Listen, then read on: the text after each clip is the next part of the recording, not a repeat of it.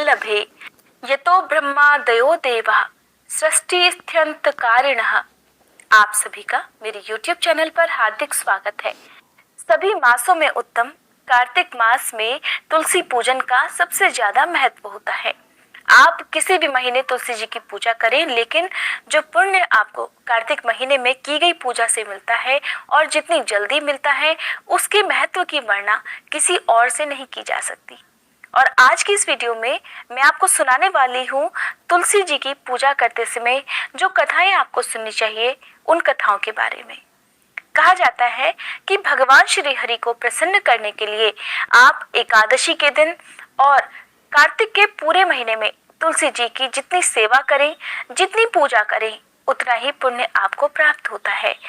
तुलसी माता की कथाएं सुनाने से पहले आइए जान लेते हैं कुछ विशेष नियमों के बारे में, जिनका ध्यान तुलसी पूजन के समय जरूर रखना चाहिए। एकादशी के दिन तुलसी जी को ना तो जल चढ़ाना चाहिए और ना ही तुलसी दल तोड़ने चाहिए।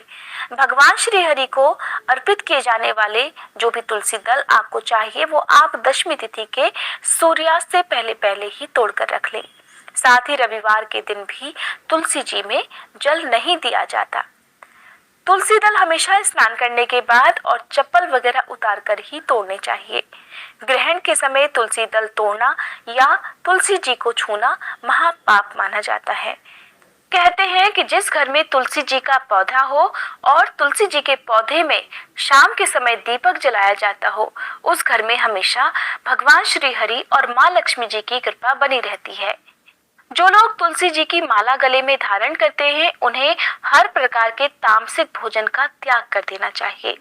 तुलसी जी का पौधा हर प्रकार के वास्तु दोष दूर करने में भी सक्षम होता है। कहा जाता है जिस भी घर में तुलसी जी लगी होती हैं, वहां पर विशेष प्रकार की सकारात्मक ऊर्जा का संचार होता रहता है। लेकिन तुलसी जी का पौधा कभी भी दक्षिण दिशा में नहीं लगाना चाहिए। ऐसा करने से हो सकता है कि आपको कुछ अशुभ प्रभावों का सामना करना पड़े। संभव हो तो घर के बीच आंगन में आपको तुलसी जी का पौधा लगाना चाहिए। तुलसी जी में समय समय पर जल जरूर देना चाहिए ताकि तुलसी जी सूखे ना, और अगर किसी प्रकार से तुलसी जी सूख भी जाएं, तो सूखी हुई तुलसी जी को घर पे नहीं रखना चाहिए। आप सूखे हुए पौधे का विसर्जन जरूर कर दें और तुरंत ही उस स्थान पर नया तुलसी जी का पौधा लगा दें। तुलसी जी को हमेशा मिट्टी के गमले में ही लगाना चाहिए और तुलसी जी की परिक्रमा वैसे तो 108 बार करनी चाहिए, लेकिन 108 बार परिक्रमा अगर आप ना कर पाए तो 1 बार, 5 बार या 7 बार कम से कम आप परिक्रमा कर सकते हैं। जिस जगह पर तुलसी जी के चारों ओर परिक्रमा करने की जगह ना हो, तब ऐसे में अपनी ही जगह पर खड़े होकर 1 बार, 5 या 7 बार आप परिक्रमा कर सकते हैं। आइए अब सुनते हैं तुलसी जी की कुछ पौराणिक कथाएं। कार्तिक का महीना था। सभी औरतें तुलसी माता को सींचने के लिए जाया करती थीं।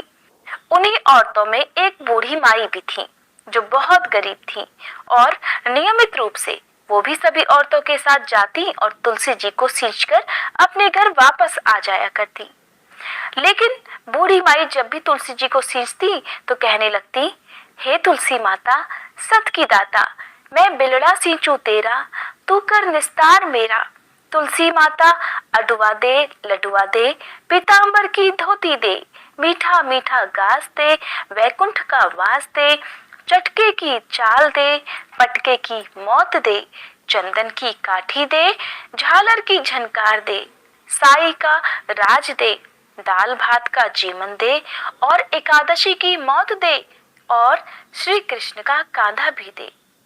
ये बात सुनकर तुलसी जी हर रोज सूखने लगी। एक दिन भगवान ने पूछा, हे तुलसी, तुम क्यों सूखती जा रही हो? तुम्हारे पास तो रोज इतनी सारी औरतें आती हैं और तुम्हें सींच कर चली जाती हैं, तुम्हें मीठा भोग लगाती हैं और गीत भी गाती हैं। तब तुलसी माता ने कहा, मैं क्या करूं? एक बूढ़ी माई रोज आती है और हर दिन इसी तरह की बातें कह जाती है।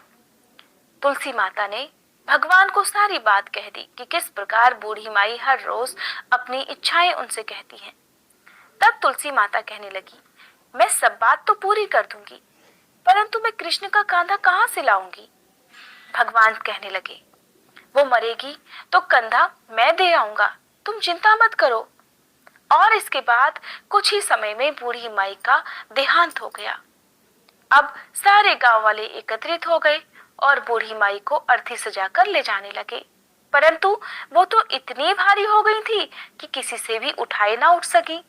अब सब ने कहा, बूढ़ी माई इतनी पूजा पाठ करती थी, पाप नष्ट होने की माला भी फेरती थी, परंतु फिर भी इतनी भारी कैसे हो गई? जरूर इन्होंने ढेर सारे पाप किए होंगे। अब बूढ़े ब्राह्मण के रूप में भगवान वहां आए और पूछने लगे, भाइयों ये भीड़ कैसी है? तब वहां पर खड़े सब लोग कहने लगे, ये बूढ़ी माई मर गई है, पापिन थी इसीलिए भारी हो गई है और किसी से भी देखो उठाए उठ ही नहीं रही। अब भगवान ने कहा, मुझे इसके कान में एक बात कहने दो, शायद उठ जाए।